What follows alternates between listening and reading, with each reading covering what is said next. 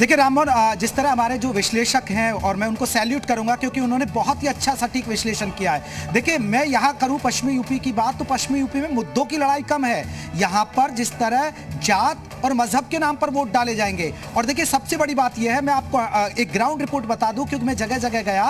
किसानों में जो कह रहे हैं कि नाराजगी है, कृषि कानून के बाद नाराजगी है, जाट बाहुल क्षेत्र है, जाटों में बहुत नाराजगी है। लेकिन जब से कृषि कानून वापस लिए गए, जाटों की काफी हद तक नाराजगी है, खत्म हुई है। काफी हद तक नाराजगी खत्म हुई है। जो नाक की लड़ाई थी जाटों के लिए, उसके बाद जब सरकार वापस आई तो जाट जो है वो बीजेपी को भी जाएगा। लेकिन जिस तरह हमारे विश्लेषकों ने कहा, देखिए जात के नाम पर वोट पड़ेगा, मजहब के नाम पर पड़ेगा, यानी हिंदू मुसलमान के नाम पर वोट पड़ता है पश्चिमी यूपी में। कई ऐसी सीटें हैं जिस पर मुस्लिम वोटर डिसाइडेड फैक्टर है, और इस बार जो मुस्लिम वोटर है वो सबसे ज्यादा तादाद में अखिलेश को जा रहा है। हालांकि बीजेपी को भी जा सकता है, थोड़ा बहुत जाएगा, लेकिन वो अखिलेश को जा रहा है, बीएसपी को नहीं जा रहा है, बहुत कम वोट जाएगा, कांग्रेस को बहुत मुस्लिम वोट कम जाएगा, और जो अखिलेश को जा रहा है वोट वही डिसाइडेड फैक्टर हो रहा है। और देखिए एक सबसे बड़ा इशू है, जिस तरह स्वामी प्रसाद मौर्य, एक कैंडिडेट की बात भी आई, जब से स्वामी प्रसाद मौर्य और कुछ बीजेपी के विधायकों ने पार्टी छोड़ी, उसके बाद से ये आया कि पार्टी ने अपनी रणनीति बदली और मौजूदा विधायकों को टिकट दे दिया जो नॉन परफॉर्मेंस विधायक थे।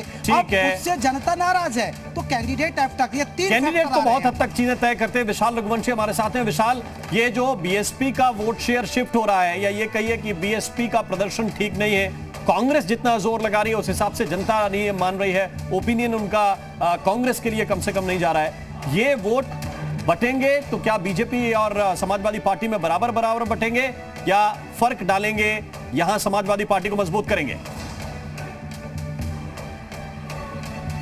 देखिए राम, जो अभी ओपिनियन पोल के नतीजे हैं उसमें एक चीज तो बिल्कुल साफ है कि बीजेपी को बहुत ज्यादा नुकसान नहीं हो रहा है, क्योंकि किसान आंदोलन को लेकर जो नाराजगी थी, खासतौर से आरएलडी और सपा का जो गठबंधन था, उसके तहत अगर 60 सीटों के नतीजे देखिए तो उसमें बीजेपी को बहुत ज्यादा नुकसान की बात नहीं है। और एक ही जो बहुत ज्यादा फैक्टर वाली बात है कि बीएसपी ने जो अपने कैंडिडेट घोषित किए हैं उनमें से ज्यादातर कैंडिडेट मुस्लिम हैं, तो ऐसे में ये वोट काटेंगे, ये वोट कटुआ की भूमिका में रहेंगे। इसके साथ साथ जो दूसरी एक पार्टी है जिसको हम नजरअंदाज नहीं कर सकते हैं वेस्ट यूपी में इन सीटों पर, AIMIM, ये भी वहां पर वोट काटेंगे। और अगर हर सीट पर 2 से 3 हजार का भी वोट काटते हैं ये दोनों दल, और कांग्रेस लगातार, चूंकि लगातार ये कहा जा रहा है कि कांग्रेस कुछ सीटों पर अच्छा खासा जो है कांग्रेस सपा का वोट काटती है, तब इसका फैक्टर चेंज हो सकता है। हालांकि ये ओपिनियन पोल जो है बिल्कुल स्पष्ट उन लोगों की राय ली गई है जो वहां के क्षेत्रीय लोग हैं। और जिस तरह से भी जयप्रकाश ने बताया कि कास्ट सिस्टम, तो इस बात से बिल्कुल मना नहीं कह सकता है कि वहां पर